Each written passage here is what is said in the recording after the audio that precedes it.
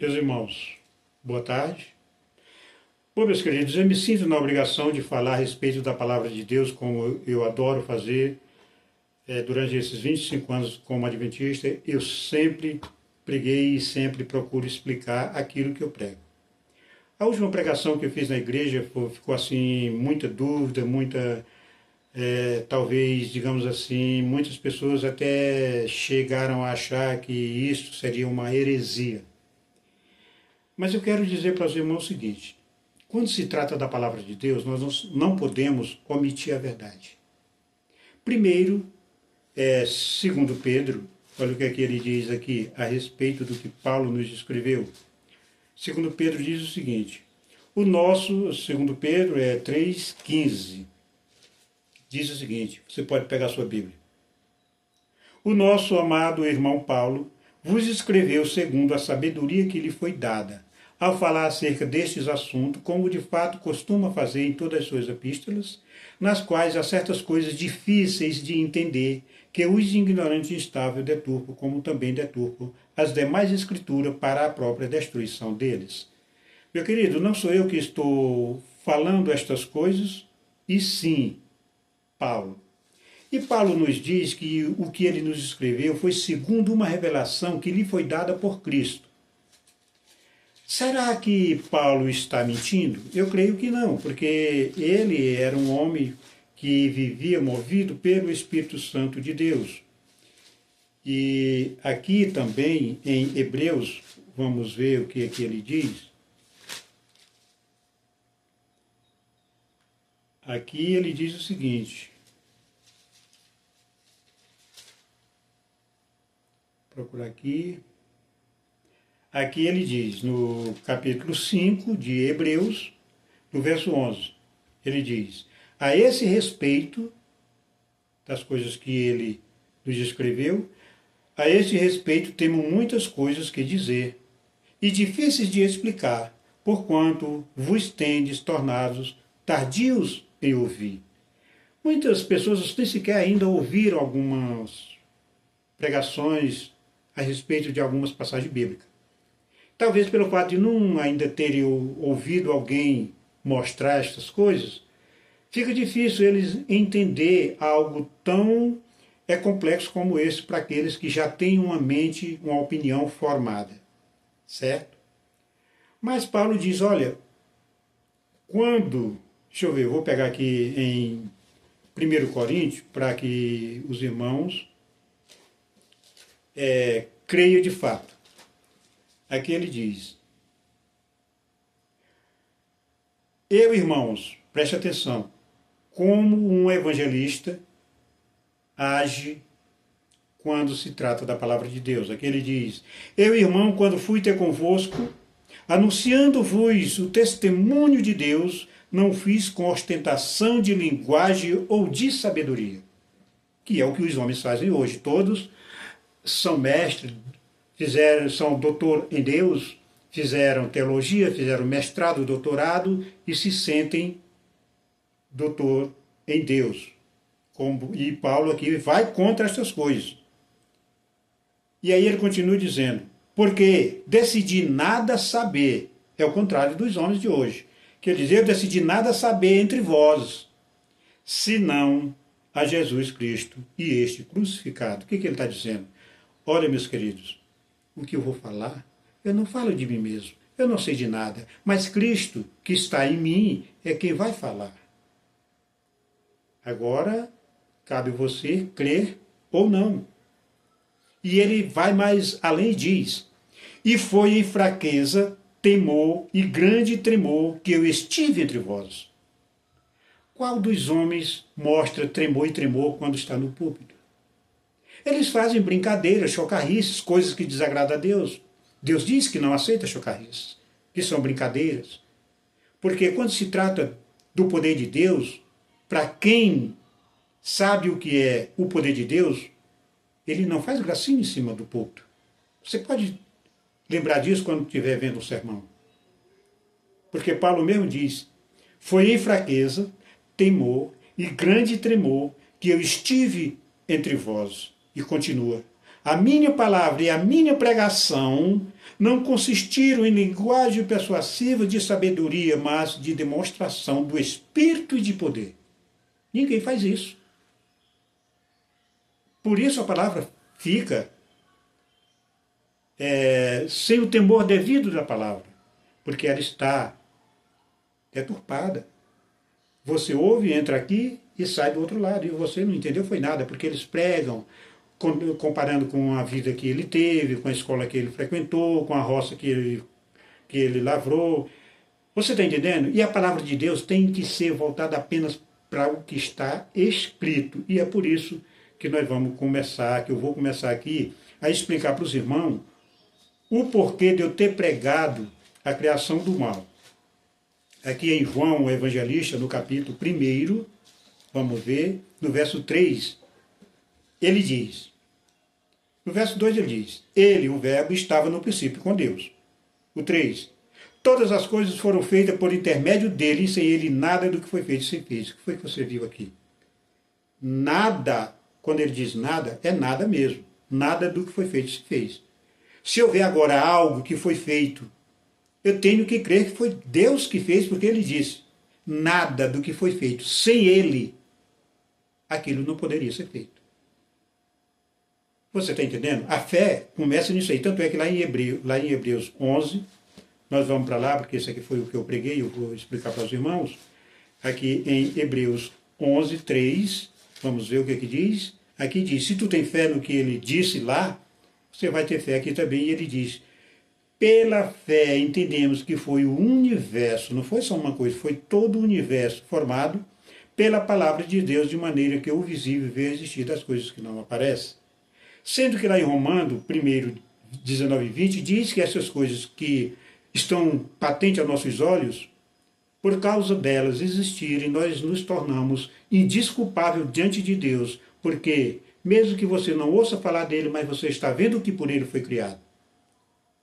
Então, meus queridos, quando nós chega em Colossenses, que é onde começa a polêmica, para muitos, para mim é uma bênção. Aqui ele diz o seguinte, Colossenses 1, 15, 16. Vamos do 16 para ser breve, porque o vídeo vai ser curtinho. Depois eu faço um continuando. Que diz, pois nele, no verbo, que foi por ele que foi criado todas as coisas, mas digamos que foi nele, em Cristo, pois nele foram criadas todas as coisas, nos céus e sobre a terra, as visíveis, as invisíveis, sejam tronos, seja soberania, que é principado, que é potestade. Tudo foi criado por meio dele e para ele. Ele, o verbo, é antes de todas as coisas. Nele tudo subsiste. Sem ele, nada existiria e nada poderia ser sustentado. Então, agora eu vou mostrar para os irmãos uma coisa. Aqui está a Bíblia de Jerusalém. Essa Bíblia é a Bíblia mais confiável, a tradução mais confiável que nós temos no Brasil, e todos os estudiosos de todo o mundo têm ela como a mais fiel. Não que as outras sejam ruins, não, mas em discernimento, essa aqui deixa mais claro as coisas. Nós vamos ver aqui o que ela diz na capa dela, para que os irmãos vejam o que está escrito. Aqui diz, tradução do texto em língua portuguesa diretamente dos originais. Então é uma Bíblia que não vem de uma outra cópia, ela vem direto dos originais. Mas todas as Bíblias, seja a tradução que for, ela fala em Colossenses 16 a mesma coisa. Pois nele foram criadas todas as coisas que é nos céus, que é na terra, as visíveis, as invisíveis, seja trono, soberania, principados e potestade. Nessa aqui diz trono, soberania e poder. Potestade e poder. Então, agora é interessante que as pessoas têm que entender que na Bíblia há dois mundos. O mundo literal e o espiritual. Eu vou explicar por quê. Porque Deus diz que ele não pensa como homem. Os pensamentos dele é mais alto que nossos pensamentos, certo? Então aí nós podemos ver de antemão de que se os pensamentos dele são diferentes dos nossos, mais altos que os nossos, nós não poderíamos entender se ele escrevesse segundo os pensamentos dele. Mas ele nos escreveu de forma que nós viéssemos entender, porque nós somos terrenos, então ele tem que escrever como se fosse um de nós, digamos assim. E é por isso que quando chega aqui em Colossenses, Vejam só como são as coisas espirituais. Aqui em Colossenses, primeiro, como eu li, que diz, todas as coisas, nos céus e sobre a terra, as visíveis e invisíveis, seja o trono, seja a soberania, que é a principal, que é a potestade. Né? Tudo foi criado por meio dele e para ele. Aí a gente faz, aí os homens dizem, olha, principados e potestades são pessoas. Sim, aí é o mundo literal. Só que tem um mundo espiritual por trás disso aí. Por que eu digo isso? Porque a própria Bíblia nos mostra. Aqui em Efésios, quem diz isso também não está mentindo, mas está negando a parte espiritual, que é a única que nós devemos, digamos assim, perscrutar. Aqui ele diz o seguinte, olha, verso 6:12 de Efésios, diz, porque a nossa luta não é contra o sangue e a carne, que seriam os homens, e sim contra os principados e potestades, mundo espiritual. Agora vamos para o literal. Contra os dominadores deste mundo tenebroso, que são as autoridades, os governantes. E ele volta contra as forças que dominam esses homens espirituais do mal nas regiões celestiais. Entenderam agora? Nós temos que lutar contra esses principados e potestades que atuam nos filhos da desobediência, que são os homens, para desonrarem a Deus. Mas as pessoas só sabem dizer, não, principado e potestade, isso aí são pessoas. E se esquece que essas pessoas estão movidas justamente por esses principados e potestades, esses poderes espirituais do mal que atuam neles para fazerem o que fazem. E isso está em Efésios 2, você vai ver agora. Efésios 2 diz, ele vos deu vida estando vós mortos em vossos delitos de pecado, nos quais andaste outrora segundo o curso deste mundo, segundo o príncipe, quem é esse príncipe? Satanás, segundo o príncipe da potestade, do ar e do espírito, que agora atua nos filhos da desobediência para desonrarem a Deus. Você está entendendo? Quem disse que são pessoas, não mentiu, mas omitiu a parte espiritual. Nós temos que mostrar os dois mundos. São pessoas, sim, são pessoas com poder de dominar uma nação, de dominar o mundo. Por isso é dito em Efésios, contra os dominadores deste mundo tenebroso, contra as forças espirituais do mal nas regiões celestes que atua no filho da desobediência, segundo a vontade do príncipe da potestade do ar e do espírito que atua neles. Meus queridos, o discernimento espiritual, ele não pode necessariamente estar escrito, mas é tirado do que está escrito. E eu andei pesquisando em todos os canais de televisão, no YouTube também, Instagram, em toda meio de comunicação a respeito do que está escrito em Colossenses 1:16, e nenhum associou essa passagem bíblica com Efésios. Porque em Colossenses diz que ele criou esses principados e potestades. Em Efésios diz que a nossa luta é contra esses principados e potestades. Em 1 Coríntios 15:24 diz, e então virá o fim quando ele entregar o reino a Deus Pai, depois de haver pisado todo o principado, bem como toda a potestade e poder. Ele não associa essas coisas e fica sem o discernimento. Por isso, como eles nunca fizeram isso, porque eu nunca vi nenhum pregador, nem no YouTube, em nenhum meio de comunicação, fazer essa junção. Enquanto lá em Isaías 28 nos é dito, a minha palavra será para vocês preceitos e mais preceitos, regras e mais regras, regra sobre regra, um pouco aqui, um pouco ali. E em Efésios diz que um corpo bem consolidado, com o auxílio de muitas partes e a cooperação, com o auxílio de muitas juntas, que são os livros e capítulo, e com a cooperação de muitas partes, que são os versos, traz o aumento do corpo de Cristo em amor. Então, se nós, digamos assim, eu não digo vocês, desculpe, eu digo nós, se nós não juntar por meio dessa junta para consolidar o corpo de Cristo, nós não vamos entender essa escritura, meus queridos. Você pode mostrar essas passagens bíblicas a muitos pastores. Para aqueles que eu já mostrei, eles começaram esperneando, mas quando a gente se aprofundou um pouco mais no estudo, eles calaram e disseram, realmente tudo provém de Deus.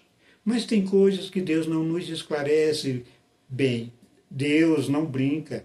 Ele não vai ter nenhum como inocente. Todos ouviram a sua voz, todos ouviram a pregação do Evangelho, por isso Cristo diz, depois que este Evangelho for pregado a toda a criatura, é que vai vir o fim. Então todos têm que ouvir. Mas nem todos têm que entender. Eis o perigo. Ele diz que a fé não é de todos, mas todos têm que ouvir, para que ele não tenha condenado um inocente. Porque todos ouviram, não entenderam, não buscaram, porque não se deram o trabalho de ouvir, de buscar, de perscrutar as profundezas do Espírito de Deus. Então, meus queridos, fica aí, você olha esse vídeo, junta essas passagens bíblicas, vê o discernimento que vocês em casa vão tirar. E se quiserem sentar e conversar somente este assunto, não como no outro dia, que a gente fez uma salada de assuntos, só esse assunto, eu estou aqui maravilhado, com muita vontade de estudar com os irmãos.